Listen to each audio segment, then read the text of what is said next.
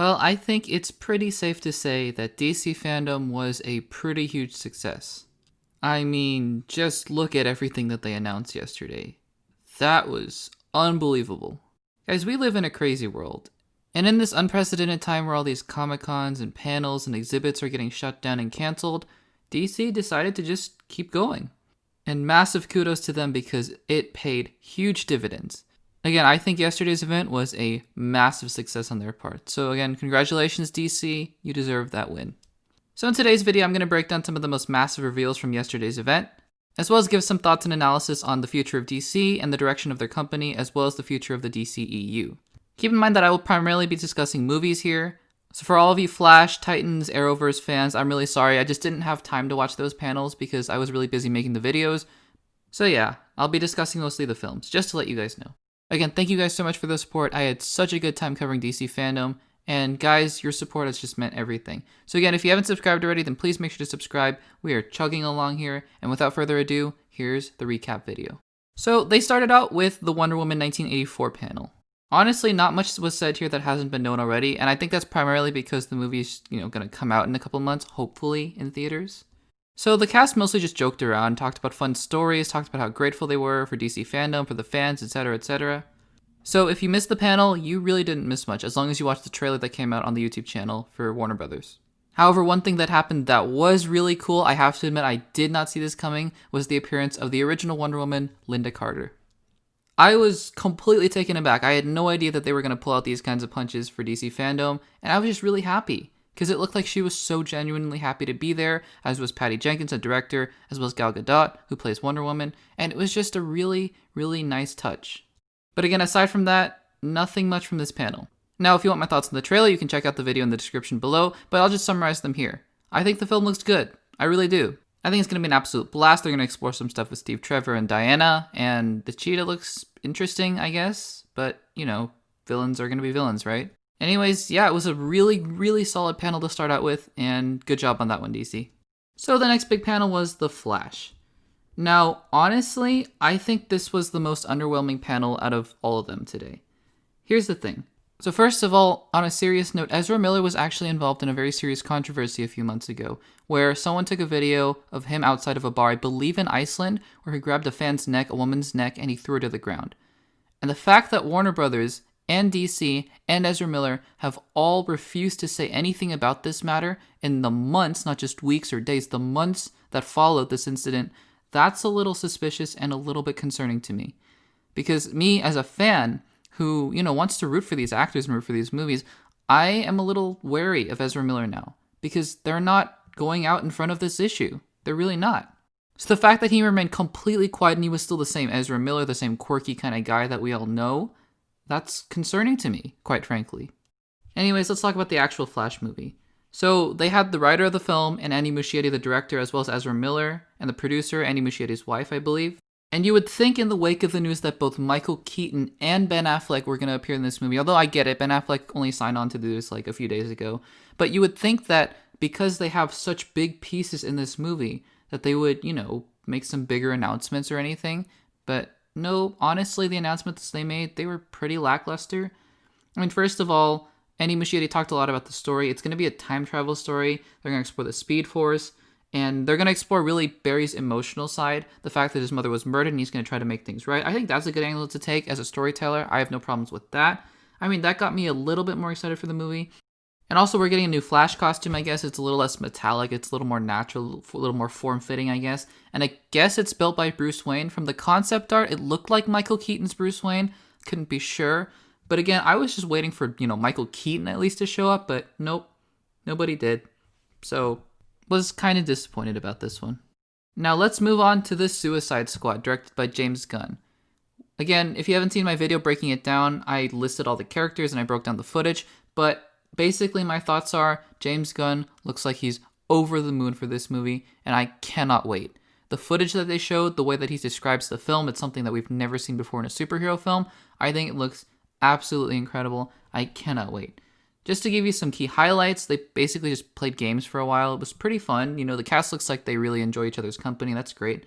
The casting reveals, I have barely any idea who any of these characters are, Bloodsport, Peacemaker, Polka Dot Man, Captain Boomerang is back, Javelin's here, Blackguard, Ratcatcher 2, is that your name? Okay, why not just Ratcatcher? But anyways, The Thinker, Weasel, and by the way, Weasel looks crazy from that concept video, King Shark. It just looks like it's gonna be a really fun time. And guys, we know what James Gunn can do with an ensemble cast and these weird zany superhero movies. I think that's enough said. The footage looks incredible and I cannot wait. So there was going to be a surprise DC panel, and everyone thought, oh, maybe Man of Steel 2, maybe Superman, Henry Cavill, maybe Ben Affleck's going to show up, but no, it was just a, comics panel, which, again, nothing against comics, but, I was expecting a movie announcement. That never came, so yeah, there's that. Okay, up next we had the Snyder Cut Justice League panel. Now, honestly, right, as a panel, and aside from the footage or anything else, this panel was kind of a dud. I'm just being honest with my personal opinion. First of all, Zack Snyder, who I respect tremendously, he does some great work, he makes some great films, and at least he has a vision for all of his films. He's not the best moderator, I don't think. Like, he just kind of seemed nervous or anxious or had some kind of weird energy, and it just kind of made the panel a little bit hard to watch. It was a little bit boring and monotonous to me. So, yeah, there's that. And then, again, Ezra Miller shows up, not addressing the controversy, so there's that. But yeah, there's some little things that they addressed here and there, like new Flash abilities. Maybe he's going to go quantum or something, time travel. I mean, we did see Iris West in the trailer, so yeah, there's that. All the members of the Justice League read out questions, though it was clearly pre-recorded, except for Jason Momoa, who, by the way, there was an Aquaman 2 panel, and he was noticeably absent from that and from the entirety of the event. I don't know what it is. Maybe he's just busy. Probably just busy, but anyways. And yeah, it was confirmed that the Justice League Snyder Cut would be 4 hours long, into 4 parts, 1 hour each, and then they would all be combined together at the end to make one long film. That's great, I guess. 4 hours of Justice League, I guess so. Like I mentioned in my trailer breakdown, I am not over the moon for this movie. Because again, while everyone is so excited for this, Snyder Cut that, I think it's great. I think Zack Snyder, in this instance, was really wronged and was not able to make his movie, and I think he should be able to make his movie. That's fine. I'm just saying that I don't know if this movie is going to be good. And that's just based on what I saw in the trailer and based on Zack Snyder's track record, in my personal opinion. This movie could be better than the Joss Whedon version, but to me, I don't know if it's going to be good. So that's all I'm saying anyways. I'm not here to rain on anyone's parade, I promise. If you're excited for Justice League, the Snyder Cut, I am super happy for you. I'm just, letting you guys know my personal opinion. Okay, and then we had the Black Adam panel with Dwayne "The Rock" Johnson, who again is just a ball of charisma, super fun to watch, and they look like they spent a lot of time on this one, actually. They made a bunch of animations, graphics, all of that stuff, and it looks really cool, actually. Like, I was surprised. Is it going to be a kind of a new superhero kind of film where the villain is the main character? I don't know, but it looks pretty cool, and it looks at least very fun. I mean, Dwayne Johnson really alluded to the fact that is he a superhero, is he an anti-hero, is he a villain, who is he? And I thought for 1 second that Henry Cavill was going to show up here and be like, yep, I'm coming back as Superman and Black Adam, but no, it was just Dwayne Johnson being Dwayne Johnson. He really teased us on the fact that he was going to face off Superman, and then they didn't deliver on that, so I was like, oh, alright then. Maybe that is subtle confirmation that Henry Cavill will be back, I don't know, but anyways. And then perhaps the biggest announcement is that they are going to be introducing the Justice Society in this film. So you got Hawkman, Dr. Fate, Cyclone, and the previously announced Atom Smasher played by Noah Centineo. Looks cool. It does look cool. I mean, anything with Dwayne Johnson in it, it's going to be at least fun, I hope. And this is a passion project of his. He's been Black Adam for the longest time. He's been cast for such a long time. And I'm just happy that he's going to get to make this movie. Whether or not it's going to be good, I don't know. But it looks fun. That's all I can say about that. Probably the second most disappointing panel for me, although again, what was I expecting? This movie is like 2 years away from being made, is Aquaman 2. Jason Momoa didn't show up. I don't know what he's doing because again, the Justice League panel, like they just all recorded their stuff ahead of time. Henry Cavill was, I don't know where he was, so I don't really know why Jason Momoa couldn't have done anything, but anyways, I don't know. But yeah, it was alright. James Wan and Patrick Wilson were just kind of talking back and forth. I guess the one confirmation is that, King Orm is going to be back. I guess that hadn't been officially confirmed, so there you go. King Orm is going to be back, played by Patrick Wilson, of course. At the end of Aquaman 1, we saw he was in prison, so yeah, we'll see. On top of that, James Wan did say it's going to be more serious, and it's more relevant to today's world. I don't know in what way. He didn't really specify. And then Patrick Wilson asked, are you going to explore more worlds? To which James Wan said, of course we are. Which we all expected. So yeah, that's about it. Aquaman 2. Next up is Shazam 2. And again, like Aquaman 2, they didn't really have a ton to reveal, but Zachary Levi is so charismatic. He's so great. I love him as this character that it was pretty fun anyways. So he started out the panel by himself, and then he brought in all the cast members like Asher Angel, and then the director came in, David F. Sandberg, and then they brought in Sinbad, who is going to be playing somebody, I guess. Again, not a lot of confirmations here. But the one thing that they did confirm is the title, and it's going to be Shazam! Fury of the Gods. What does that mean? I have no idea. But I'm excited. I was a fan of Shazam 1. I mean, it wasn't the greatest comic book movie of all time, but I was a fan. So, there you go.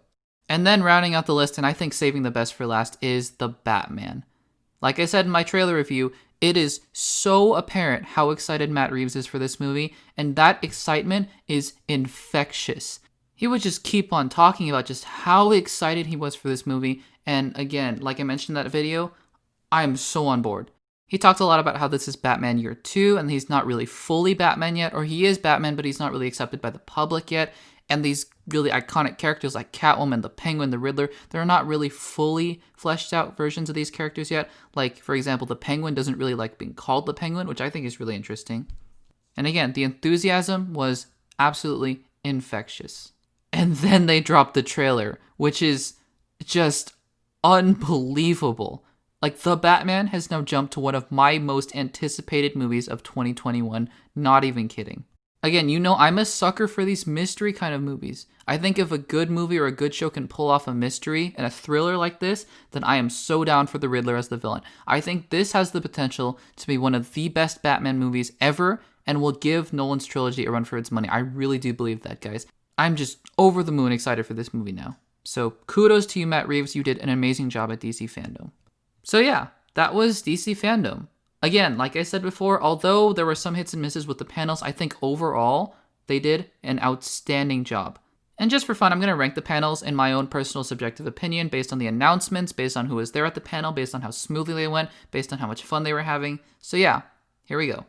So out of the 8 panels that I talked about today, I think The Flash was probably the most disappointing. They had the most to talk about with Michael Keaton and Ben Affleck, and they really didn't capitalize on that. Then we have Aquaman 2, which again, they didn't really have much to talk about. It was just James Wan and, Patrick Wilson just talking, I guess. And then at number 6, honestly, is the Snyder Cut panel. Again, I have all the respect in the world for Zack Snyder. I just don't think he's the greatest moderator. And again, like I mentioned before, I'm not the hugest fan of the Snyder Cut. So, it remains to be seen how I feel about the film. Number 5 is Shazam 2.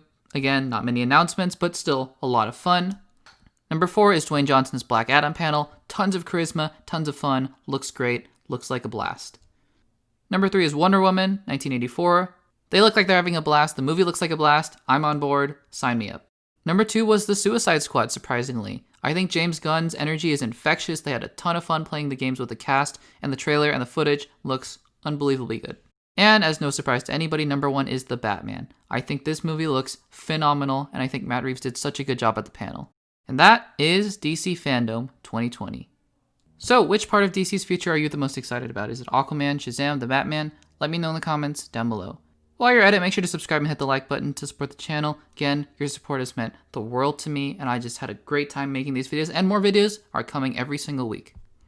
If you want to check out some more videos, check out the videos on the screen right now. Thanks for watching, and I'll see you in the next one.